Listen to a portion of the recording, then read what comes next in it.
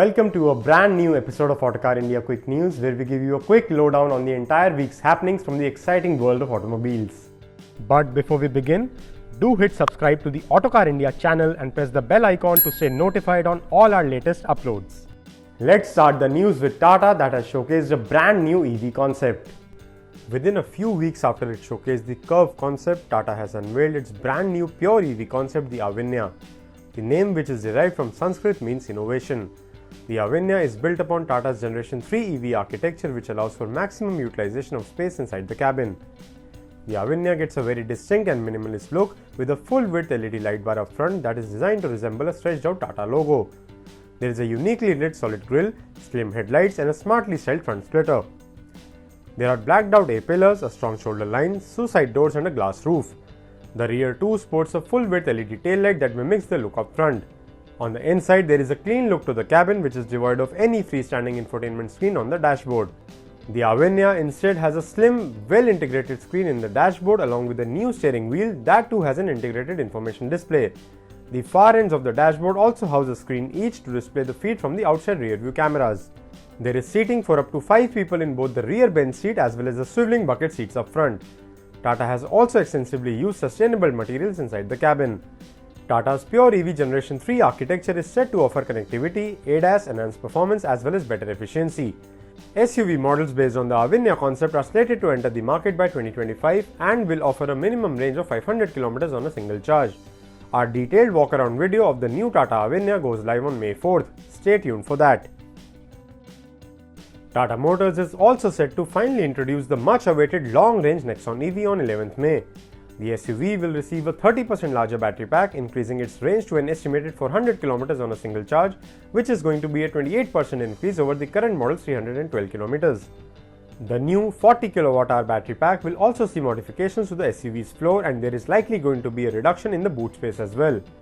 The long-range Nexon EV is also likely to get a more powerful 6.6 kW AC charger, double the size of the current 3.3 kW unit.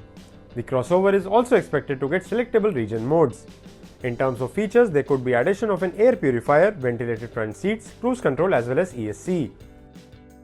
The Jeep Meridian is just around the corner and the bookings open on 1st May. After unveiling the SUV in March, Jeep has announced it will commence bookings for the all-new Meridian from 1st May. The deliveries, however, are slated to begin in the 3rd week of June. The Jeep Meridian is a 3-row derivative of the Compass but has been heavily reworked to accommodate an additional row of seats. The Meridian is 364 mm longer and has a 146 mm longer wheelbase than the Compass. The body panels on the Meridian 2 are completely new and strike resemblance to the Grand Cherokee L sold in overseas markets. The design is differentiated enough to make it stand out from the Compass, and elements like slim headlamps flanking the signature Jeep 7-slot grille, a pair of sleek LED tail lamps connected by a chrome bar, and a more upright tailgate section give it a distinct look. However, while the dashboard layout is similar to the Compass, the brown color scheme for the cabin is a departure from the all-black theme in its smaller sibling. The Meridian also gets a 10.1-inch touchscreen infotainment system, a 10.25-inch digital instrument cluster as well as powered front seats. It additionally gets a power tailgate function as well. Safety features include 6 airbags as standard, ESC, hill descent control, a 360-degree camera and a TPMS. Jeep will introduce the Meridian solely in a 7-seat configuration at launch, though a 6-seat option is expected at a later date. The middle row bench seats get a one-touch tumble function for opening access to the 3rd row. Powering the Meridian is the same 2-liter multi-jet diesel engine that produces 170 horsepower and 350 Nm of peak torque in the Compass, but is recalibrated to take into account the Meridian's weight and load requirements. The engine comes mated to either a 6-speed manual or a 9-speed automatic transmission, with the latter getting the option of an all-wheel drive system as well. Given the popularity of petrols, a 1.3-liter turbo petrol engine is likely to join the Meridian lineup in future. The Meridian is likely to be priced in the range of 35 to 38 lakh rupees ex-showroom and will rival the likes of the Skoda Kushaq as well as body-on-frame SUVs like the Toyota Fortuner and MG Gloster. Our review of the Meridian goes live on 1st May, so stay tuned for more. Skoda has added 2 new variants to the Kushaq lineup. With introduction of the new entry-level Active Peace variant on the Skoda Kushaq, prices for this midsize crossover now start from 9.99 lakh rupees ex-showroom. While this newly introduced trim misses out on the touchscreen infotainment system and speakers that are standard on the Active variant, it retains the steering-mounted audio controls. Skoda has also introduced an Ambition Classic trim that comes priced at 12.69 lakh rupees for the manual and 14.09 lakh rupees ex-showroom for the automatic option. This new variant sits below the Ambition trim. Skoda has eliminated features like an automatic climate control system from the Kushaq Ambition Classic, and there are black suede seat covers instead of the dual-tone fabric seats in the Ambition trim. The company has also retained the 10-inch touchscreen infotainment system with wireless Apple CarPlay and Android Auto.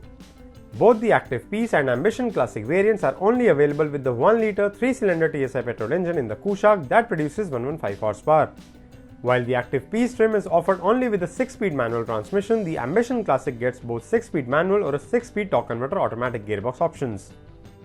The all-electric Hyundai Ioniq 5 is set to be launched in India later this year. Hyundai has announced that the Ioniq 5 will be introduced in India in the second half of 2022, with the carmaker set to expand its electric portfolio to a total of 6 models by 2028. The Ioniq 5, which was recently awarded the 2022 World Car of the Year title, is based on Hyundai's skateboard platform called eGMP, or the Electric Global Modular Platform. The crossover sports a retro modern design language with minimalist lines and flat surfaces. The Ioniq 5 is globally available in 2 powertrain options, a single motor setup that produces 169 horsepower and a dual motor setup which produces 306 horsepower and 605 Nm of peak torque. There are 2 battery pack options, a 58 kWh and a larger 72.6 kWh unit which delivers a range of 481 km on the WLTP cycle. BMW has unveiled its first all-electric sedan, the i4 in India, which is slated to be launched on 26th May. The i4 is based on an adaptive version of BMW's Clar architecture and is an all-electric version of the 4 Series Grand Coupe. Few EV-specific touches include a blanked-off front grille, aero-optimized wheels, blue accents, flush door handles, as well as tweaked front and rear bumpers. The cabin highlight is the curved twin-screen setup comprising a 12.3-inch digital instrument cluster and a 14.6-inch touchscreen infotainment system. The i4 is likely to be offered in 2 variants, the 340 horsepower eDrive 40 and the more powerful 544 horsepower M50 xDrive. Both variants use an 83.9 kWh lithium-ion battery pack with a claimed WLTP range of up to 510 km on the M50 trim.